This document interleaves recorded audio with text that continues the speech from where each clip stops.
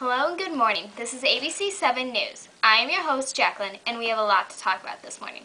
One of the big things is that last night around 8 o'clock Eastern Time, there was a 7.0 earthquake on the Richter scale in Antarctica. Now, about every 30 seconds, there's an earthquake, but they are so tiny that we can't even feel them. I mean, when I heard the news about Antarctica having an earthquake, I didn't even know it was possible. But we are so lucky to have two earthquake scientists here to explain why and how the earthquakes happen.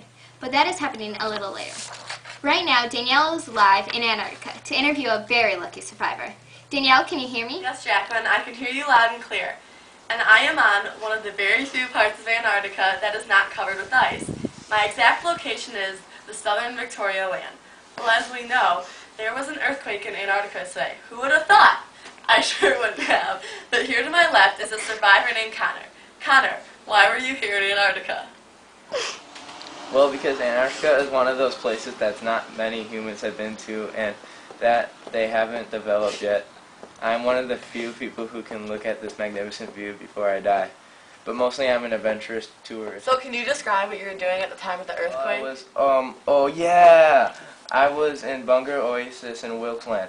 I was taking these beautiful pictures of the land around me, and all of a sudden, about maybe 30 seconds before the earthquake hit, everything was silent except for the plates. I started to feel a little vibration coming up from the ground. They weren't big at all. Can you describe what you were doing during the It earthquake? felt like your cell phone vibrating under your feet. Then before I could have done anything, it all started. The little vibrations became huge. I mean, catastrophic. I tried to start running, but I couldn't get very far. I landed on my leg, more specific, my hamstring. I cried out for help, but no one could hear me. You must have been scared. Very much so. I thought my life was going to end. Well, who found you and what then took place? Well, I must have had my guardian angel looking over me at the moment. 5, maybe 10 minutes went by. The earth then stood still and I was left to die.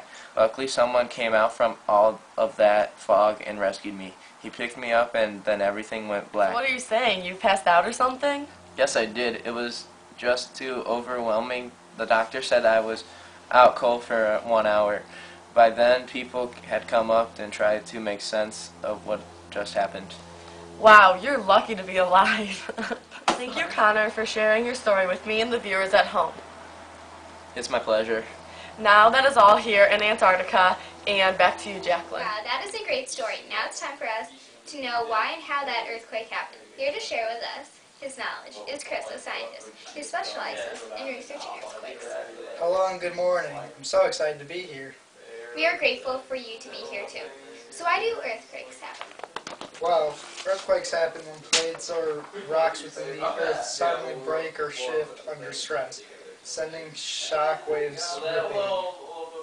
What kind of fault is it? It's a normal fault. What is a normal? Normal faults are the most common throughout the world. What is a normal fault? A normal fault is when the plate boundaries pull apart from one another. The Earth's crust is stretched, one side of the fault will slip down. Oh, I see. What kind of strains are on the earthquake? The strain would have to be tensional strain. What types of forces act upon the earthquake? The tectonic plates are a force that moves the Earth's surface by either pushing or pulling. Do earthquakes always happen close to plates? Actually, not always. Some earthquakes happen far from the plate boundaries. Well, that is very interesting. Are plates always moving? Yeah, the plates are always constantly moving. But don't worry, they usually move very gradually. Why was it that Connor, the survivor, felt vibrations under his feet when the earthquake happened? Simply because the vibrations move through a rock, this is causing an earthquake.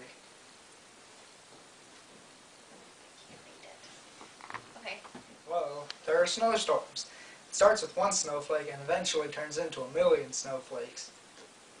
Snow is light and fluffy, as you probably know, and it needs a force to get it going, like wind for an example. Snow and wind together can be a big mess, as you know, like a blizzard. Snowstorms are strong and dangerous. and are the most common thing in Antarctica.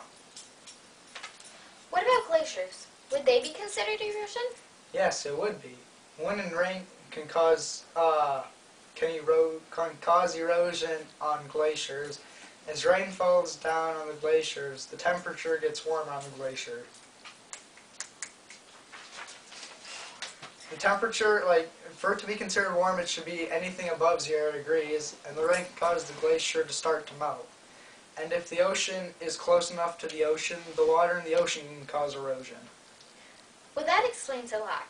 We are going to take a short break right now, but stay with us, and we are going to acknowledge our sponsors.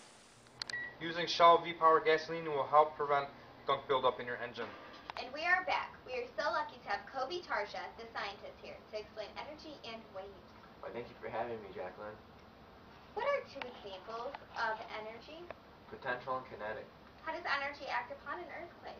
If there's more potential energy, then there's more kinetic energy, meaning there is more energy being released into the plates. How does energy affect a given area? There's not as much interaction going on there. What are waves? Well, waves are vibration, basically. What are examples of waves? Well, there's S and P waves. S and P waves come first, then S waves. The P waves come first, then S waves come, and lastly L waves. That is very cool. Yes, it is. Waves affect Antarctica because the waves travel through ice easier. Awesome. Thank you, Kobe, for coming.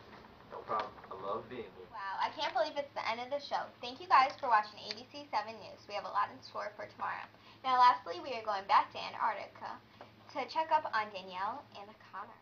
I'm Danielle, and I'm Connor. reporting from Antarctica. Wishing you a good day. Bye.